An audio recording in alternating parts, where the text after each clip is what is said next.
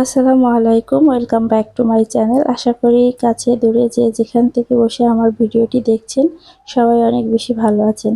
আল্লাহর রহমতে আপনাদের দোয়ায় আমিও অনেক বেশি ভালো আছি।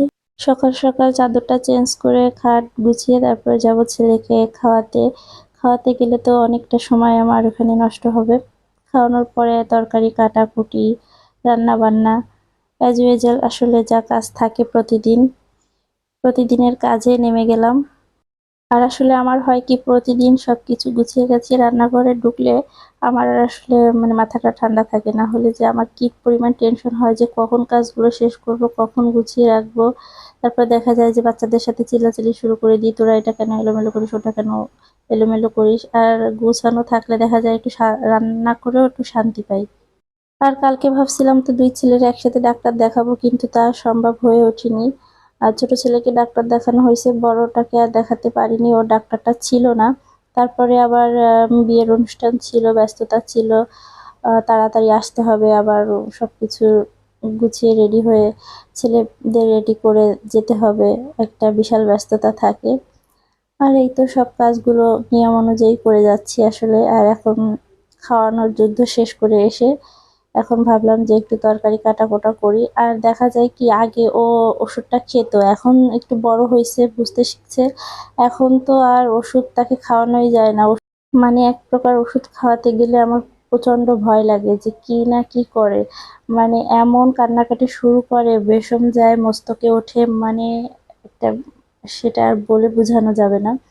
যাই হোক, তারপরেও কোনো রকম চেষ্টা করে খাওয়ানোর পরে চলে আসলাম রান্নাঘরে। আর আজকে রান্না করব এই কাক মাছ আর ফুলকপি দিয়ে মাছ রান্না করব।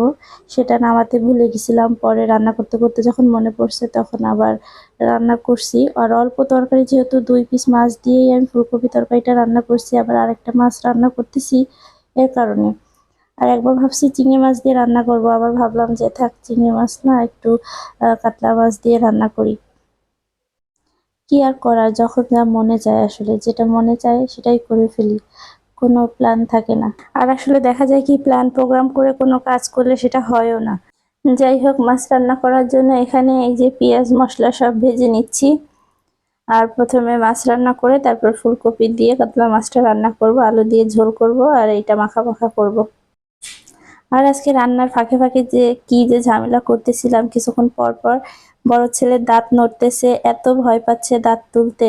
দাঁত তুলবেই না, ডাক্তারের কাছে যাবে। তারপর আমি ভয় দিলাম যে দাঁত তুলতে কে কি আর ডাক্তারের কাছে যাওয়া লাগে, আমরা তো নিজেরাই উঠায় ফেলছি। আর ডাক্তারের কাছে গেলে তোমার প্লাস দিয়ে উঠাবে, তারপরে ইঞ্জেকশন দিবে, অনেক কিছু বলার পরে এখন সে দাঁত তুলতে রাজি হচ্ছে। আমি বলছি তুমি একটু একটু করে নাড়াতে থাকো, যখন অনেক নড়ে যাবে তখন আমি তুলে ফেলবো। তারপরে তো নাড়াচ্ছে, ব্যথা পাচ্ছে, ভয় পাচ্ছে, কত ঢং করতে করতে তারপরে যে তুলে দিলাম দাঁতটা। প্রায় 2-3 দিন ধরেই খুব টেনশনে ছিলাম যে ডাক্তারও কি করবে, দাঁত তুলতে দিবে কি দিবে না, নাকি ডাক্তারের কাছে গিয়েই তুলতে হয়, কি যে করব এটা নিয়েই ভাবতেছিলাম অনেক। আর আসলে ও অনেক ভয় পাচ্ছিল, ব্যথার থেকে ভয় বেশি পাচ্ছিল। যখন দাঁত তুলে দিলাম তখন ও টেরই পাইলো না। পরে বললো কি দাঁত তোলা হয়ে গেছে, আমি বলছি হ্যাঁ দেখো তুমি হাত দিয়ে। পরে তো দেখলো যে দাঁত তোলা হয়ে গেছে, পরে প্রচুর ব্লাড আসতেছিল, তুলো দিয়ে দিলাম। পরে তো এখন সে স্বাভাবিক আছে আল্লাহর রহমতে।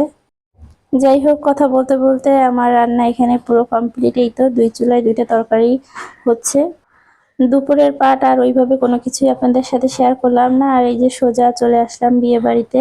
আগের দিন যেখানটাতে বিয়ের দাওয়াত ছিল, আজকেও সেখানে বিয়ের দাওয়াত খুলনা ক্লাবে। আর আজকে একেবারে চারিদিকটা এত সুন্দর করে সাজানো হয়েছিল, আসলে সেদিনকার বৃষ্টির জন্য সবকিছু আসলে এলোমেলো হয়ে গেছিল। আর আজকে বিয়ে বাড়ির পরিবেশটা অন্যরকম ছিল। আসলে 2 দিন 2 রকমের অভিজ্ঞতা ছিল, যেহেতু অন্যদিন বৃষ্টি পড়তেছিল, সেদিন একটু বৃষ্টির ফিল পাচ্ছিলাম, অন্যরকম একটা মজা হচ্ছিল। আর আজকে তো আবহাওয়াটা বেশ মাশাআল্লাহ ভালোই ছিল। আর আজকে সাজানোটাও একদম অন্যরকম ছিল, দেখতে বেশ ভালোই লাগতেছিল, দুইটাই ভালো লাগতেছিল, দুইটা সাজানোটাই অনেক সুন্দর ছিল। আর আজকে সাজানোতে বর বউর ছবি সামনে সুন্দর করে এইভাবে দিয়ে ওয়েলকাম দিয়ে কিছু একটা লিখছিল, আমি আসলে এইভাবে খেয়াল করে পড়িনি, বাট এখন এডিট করার সময় দেখলাম যে এখানে ওয়েলকাম লিখে কি যেন একটা লেখা ছিল। আসলে ভিডিও করলে না ওইভাবে কোনো কিছু খেয়াল করতে পারা যায় না। আর এটা হচ্ছে বর আর বউয়ের ছবি। আর আমাদের ইনভাইটটা ছিল মূলত বউ ভাতের, আর ওই ছবিটা ছিল হয়তো বরযাত্রী। যাই হোক, আবারও সেম প্লেসে গিয়ে খেতে বসবো। আমার কাছে আসলে গত দিনের ডেকোরেশনটাও ভালো লাগছিল, আজকের ডেকোরেশনটাও ভালো লাগছে, দুইটা দুই রকমের ছিল। আর এখানে ক্যাটার্সরা নিয়ে যাচ্ছে খাবার দাবার, আর এই তো সেম জায়গাতেই রিসেপশনটা আছে। যাই হোক, ভিডিওতে আর এগুলো কি দেখাবো, যেহেতু এগুলো আগের দিন তো আপনাদের সাথে শেয়ার করলাম। আর এই যে আজকের থিমটা একদম অন্যরকম ছিল, আজকেরটাও বেশ ভালো ছিল। আর এটা ছিল বর আর বউ, ফটো সেশন হচ্ছে তাদের। আমি আর আজকে বেশিক্ষণ থাকিনি, আজকেও ছোট বাচ্চাকে রেখে আসছিলাম। আর এই তো বউর ভিডিওটা একটু করে চারদিক ঘুরে টুরে তাড়াতাড়ি আবার চলে আসছিলাম।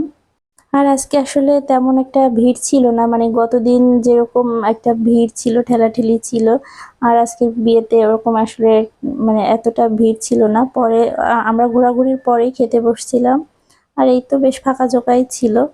আর এই যে আমার ছেলেটা খাচ্ছে। আর এই ভিডিওটা আপনাদের ভাইয়া নিচ্ছিল, আপনাদের ভাইয়ারে বললাম যে তুমি একটু ভিডিওটা করো। আর এই যে ও একেবারে চারদিকটাই ভিডিও করতেছিল। আর এই তো আজকের ভিডিওটা এই পর্যন্ত। ভালো লাগলে লাইক, কমেন্ট, শেয়ার করবেন, আর অবশ্যই সাবস্ক্রাইব করে আমার পাশে থাকবেন। আসসালামু আলাইকুম।